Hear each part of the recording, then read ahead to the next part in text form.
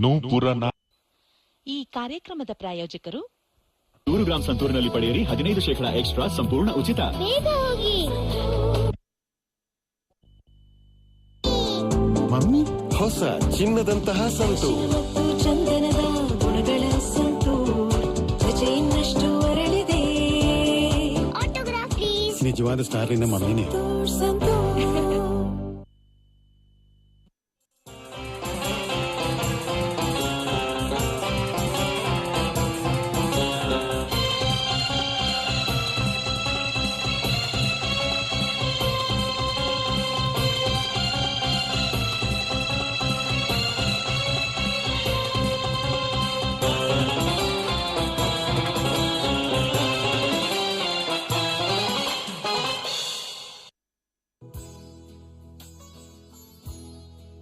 Ionian या Greek यूनानी लफ्ज है जो अरबी जबान में यूनान बोला जाने लगा। पड़ोसी मुस्लिम ममालिक इस शहर को यूनानिस्तान या सरजमीन यूनान कहा करते थे। इस लिहाज से यहाँ जिस तिब की बुनियाद पड़ी उसे यूनानी तिब कहा जाने लगा। इस एतबार से यूनानी तिब का नुक्ते आगाज यूनान है। एक अंदाजे के मुताबिक यूनान के एक मुफक्किर व तबीब बुखरात ने 377 साल कबल मसीह लोगों को तवाहुम परस्ती, जादू, टोना और अंधे अकायद से निकालकर यूनानी तरीक़े इलाज की शुरुआत की। हकीम जालिसनूस ने इसको आगे बढ़ाया और उन्हीं की तरतीब शुदा उसूलों को बुनियाद बनाकर एक माकूल तरीक़े इलाज वज़ा किया, जिसे अर्राजी और इब्ने सेना जैसे अतिब्बा ने इसको बामे उरूज पर पहुंचाया। जिस तरह इस्लामी हुकूमतें और अहले इस्लाम दुनिया के मुख्तलिफ हिस्सों में फैलते गए, यूनानी तिब को भी वुसअत मिलती गई। मिस्र, सीरिया, इराक, ईरान, हिंदुस्तान, चीन और कई मशरिकी वस्ता के ममालिक में यूनानी तिब को शोहरत मिलती गई और यह तिब मुख्तलिफ ममालिक में मुख्तलिफ नामों से जाने लगा, जैसे तिबे यूनानो अरब, तिबे यूनानी, अरबी तिब, इस्लामी तिब, रिवायती तिब, आलमी तिब वगैरह। हिंदुस्तान में अरबों ने इस तिब को मुतारिफ कराया और बहुत जल्द इस तिब ने हिंदुस्तान में अपने जगह मजबूत कर ली। ईरान और वस्ती एशिया के कई ममालिक जैसे शिराज, तबरेज, जीलान वगैरह की तबाही के बाद वहाँ के कई मशहूर अतिब्बा और दानिश्वरों ने हिंदुस्तान का रुख किया और यहाँ खिलजी, तुगलक और मुगल हुक्मरानों ने उनको हर तरह का ताउन दिया और यहाँ तक कि अपने दरबारों में उनको अहम ओहदों पर भी फाइज किया। 13वीं और 16वीं सदी के दरमियान तिबे यूनानी ने काफी तरक्की की। उस दौर के अहम अतिब्बा में जिनका जिक्र नुमायां तौर पर आता है वो हैं अबू बकर बिन अली उस्मान खशानी, सदरुद्दीन दिमिश्की, बाहवा बिन खवास खान, अली जीलान, इकबाल अरजानी और मोहम्मद हाशिम अलवी खान। ब्रिटिश दौरे हुकूमत में यह तिब जवाल पजीर होने लगा, इसलिए कि उसको हुकूमत की सरपरस्ती हासिल नहीं रही, लेकिन दिल्ली, लखनऊ और हैदराबाद में ये तिब पनपता रहा।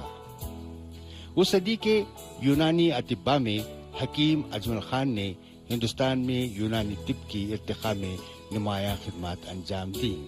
आपको हिंदुस्तान का एक मायानाज हकीम माना जाता है।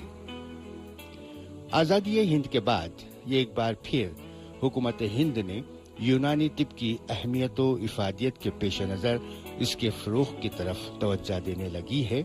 आज हिंदुस्तान में यूनानी दवा साजी के कई कारखाने मौजूद हैं और मुल्क भर में कई यूनानी मेडिकल कॉलेजेस भी कायम हुए हैं, जहाँ के फारिग तलबा ने इस तिब के जरिए कई अमराज का कामयाब इलाज करने में कामयाबी हासिल की है। इसके अलावा खानदानी सलासिल भी जारी हैं। कदीम हुक्मा व अतिब्बा के नक्श कदम आज भी रोशन नजर आते हैं। इस सिलसिले का एक रोशन चिराग डॉक्टर हकीम मौलाना मोहम्मद इदरीस हब्बान रहीमी साहब हैं, जो अपने قائم شدہ رحیمی شفا خانے کے ذریعے خلق اللہ کی طبی خدمات کئی سالوں سے کرتے آ رہے ہیں۔ اس پروگرام میں آپ پتھری کے مرض پر سیر حاصل بحث کریں گے۔ 40 اور 50 برس کی عمر میں مثانے اور گردوں میں پتھری کا ہونا کافی عام بات ہے۔ گردوں میں پتھری اس وقت پیدا ہوتی ہے جب معدنی نمک، یورک ایسڈ وغیرہ کے چھوٹے چھوٹے دانے بننا شروع ہوتے ہیں۔ جب پتھری بہت بڑی ہو جاتی ہے تو آپریشن کے ذریعے اس کو نکالا جاتا ہے۔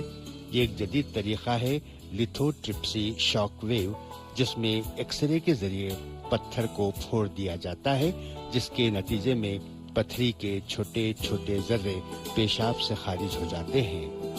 لیکن طب یونانی میں بغیر آپریشن کے اس کا علاج ممکن بتایا جاتا ہے۔ میں آج کی اس گفتگو میں ہمارے ناظرین کو یہ بتانا چاہوں گا کہ آج بہت ساری بیماریوں کا عوام شکار ہیں، خصوصاً ہمارے نوجوان اور ہمارے بچے اور بوڑھے۔ ایک اہم بیماری ہے جس کو پتھری کی بیماری کہتے ہیں، اسٹون کہتے ہیں۔ یہ عام طور پر گردوں میں پیدا ہوتی ہے یا گال بلیڈر میں، یعنی جس کو پیتا کہتے ہیں، اس میں پیدا ہوتی ہے۔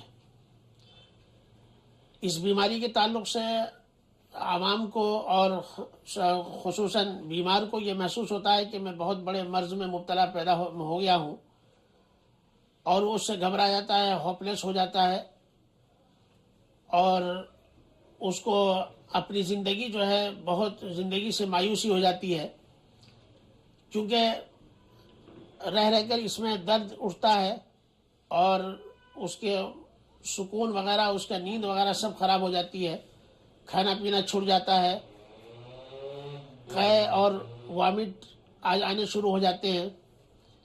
رات میں دن میں کوئی ٹائم نہیں رہتا جہاں جب چاہے درد آ جاتا ہے۔ ایسی حالت میں بیمار بہت زیادہ ہوپلیس ہو جاتا ہے اور خوفزدہ ہو جاتا ہے۔ میں ہمارے ناظرین سے بتانا چاہوں گا کہ اس بیماری سے ہوپلیس اور خوفزدہ ہونے کی ضرورت نہیں ہے۔ اس کے اسباب بہت سارے ہو سکتے ہیں، لیکن خاص طور سے جو اس کے اسباب ہیں وہ ہے تلی ہوئی چیزیں، فرائی آئٹم اور فاسٹ فوڈ وغیرہ کا استعمال۔ گردوں میں جو پتھر پیدا ہوتے ہیں، اسٹون پیدا ہوتا ہے، یہ اس لیے پیدا ہوتا ہے کہ ہم چکنی چیز کھا لیتے ہیں لیکن اس کو ہضم نہیں کر پاتے۔ خاص طور سے شہروں میں رہنے والے جو لوگ ہیں وہ ہمیشہ ایسی چیزیں استعمال کرتے ہیں، ان کا وہ آرام کے ساتھ بیٹھ کر کام کرتے ہیں تو ان کا پسینہ وغیرہ نہیں نکلتا ہے، محنت نہیں ہوتی ہے، اس لیے وہ ان چیزوں کو ہضم بھی نہیں کر پاتے۔ ایسی حالت میں جو ہے یہ بہت زیادہ اس کا افیکٹ ہوتا ہے۔ جب اسٹون بننا شروع ہوتا ہے تو خاص طور سے جو ہے متلی وغیرہ آنی شروع ہو جاتی ہے، جی متلانا شروع ہو جاتا ہے، اور خصوصیت کے ساتھ جو ہے طبیعت اندر سے متلانے لگتی ہے، بھوک بند ہو جاتی ہے، بالکل بھوک کم ہو جاتی ہے۔ پہلی بات تو یہ ہے کہ آج کل ٹماٹر کا استعمال، پنڈو کا استعمال جو ہے بہت زیادہ عمومی طور پر ہوتا ہے، سلاد وغیرہ میں بھی استعمال ہوتا ہے، لیکن معلوم ہونا چاہیے کہ 70% جو اسٹون بنتا ہے وہ اسی سے بنتا ہے، یعنی پنڈو کے بیجوں سے بنتا ہے۔ تو ہمارے ناظرین کو معلوم ہو کہ گھروں میں جو پنڈو استعمال ہوتے ہیں، ٹماٹر استعمال ہوتے ہیں، اس میں زیادہ تر بیجوں کا استعمال نہیں ہونا چاہیے۔ میں خاص طور سے بتانا چاہوں گا کہ جو نان ویج استعمال کرنے والے جو لوگ ہیں ان کو جو چبانے والی ہڈی ہوتی ہے اس کو استعمال نہیں کرنا چاہیے۔ اسٹون بھی اسی سے پیدا ہوتا ہے یا اس سے بھی پیدا ہوتا ہے، اس لیے چبانے والی ہڈی کا استعمال بالکل کم سے کم کیا جائے۔ چکن میں اور مٹن میں یہ ہڈی زیادہ ہوتی ہے اور لوگ بہت زیادہ شوق سے اس کو استعمال کرتے ہیں، تو ایسی ہڈیوں کا استعمال جو ہے وہ صحت کے لیے انتہائی مضر ہے۔ وہ اس کو جتنا بھی اوائڈ کیا جائے اور ہڈی کو کم سے کم استعمال کیا جائے تو زیادہ اچھا ہے۔ دوسری بات یہ ہے کہ مرچی کا زیادہ استعمال، جو لوگ جو ہے تیز کھاتے ہیں، چٹپٹا کھاتے ہیں، ان لوگوں کو بھی اسٹون پیدا ہوتا ہے، اس لیے اسٹون نہ بننے کے لیے جو ہے ضروری ہے کہ ہمارے ذہن میں یہ بات رہے ہمارے نوجوانوں کے کہ پنڈو کا استعمال اور اس کے بعد چبانے والی ہڈی کا استعمال اور اس کے بعد مرچی کا استعمال نہیں کرنا چاہیے. خاص طور سے گھی، چربی، تیل وغیرہ استعمال نہ کریں. ಮಮ್ಮಿ ಹೊಸ ಚಿನ್ನದಂತಹ ಸಂತೂರ್ ಮತ್ತು ಚಂದನದ ಗುಣಗಳ ಸಂತೂರ್ ತ್ವಚೆ ಇನ್ನಷ್ಟು ಅರಳಿದೆ. Autograph please. ನಿಜವಾದ ಸ್ಟಾರಿನ ಮಮ್ಮಿನೇ. ಸಂತೂರ್ ಈಗ ನಿಮ್ಮ ಸಂತೂರ್ ಬಂದಿದೆ ಹೊನ್ನಿನ ಹೊಸ ಸ್ವರೂಪದೊಂದಿಗೆ. ನನ್ನ ಹೊಸ ಹೊಸ ಸಂತೂರ್ ಹೊನ್ನ ಕಾಂತಿಯ ಹೊನಲು ಸಂತೂರ್ ಸಂತೂರ್.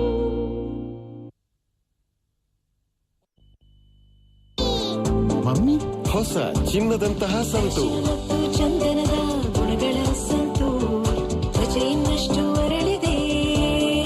Autograph please. ನಿಜವಾದ ಸ್ಟಾರಿನ ಮಮ್ಮಿನೇ. ಸಂತೂರ್ اس شفا خانے سے رحیمی شفا خانے سے میرا تعلق تقریباً 15 سال سے ہے اور 15 سال سے مسلسل حضرت حکیم صاحب کی خدمت میں حاضر ہوتا ہوں. اور جب بھی کچھ بیماری ہوتی ہے مجھے یا میرے گھر میں تو میں حضرت حکیم صاحب سے رجوع ہوتا ہوں. اور حضرت حکیم صاحب جو ہے جو تشخیص فرماتے ہیں ماشاءاللہ بہت ہی عمدہ تشخیص ہے حضرت حکیم صاحب کی. ایک صاحب ہیں ان کا نام ابراہیم ہے، اڑیسہ کے رہنے والے ہیں، وہاں کسی ہوٹل میں کام کرتے ہیں. وہ بہت پریشان تھے اور وہ میرے پاس آئے اور کہنے لگے کہ حضرت میری بیوی کی طبیعت بہت زیادہ خراب ہے. تو میں نے کہا کیا بات ہے؟ کہنے لگے کہ حضرت ان کو پتھری ہو گئی ہے اور جس کی وجہ سے ڈاکٹروں نے آپریشن لکھ دیا ہے اور مجھے ان کا آپریشن کرانا ہے اور میرے پاس اس کے اخراجات بھی نہیں ہیں.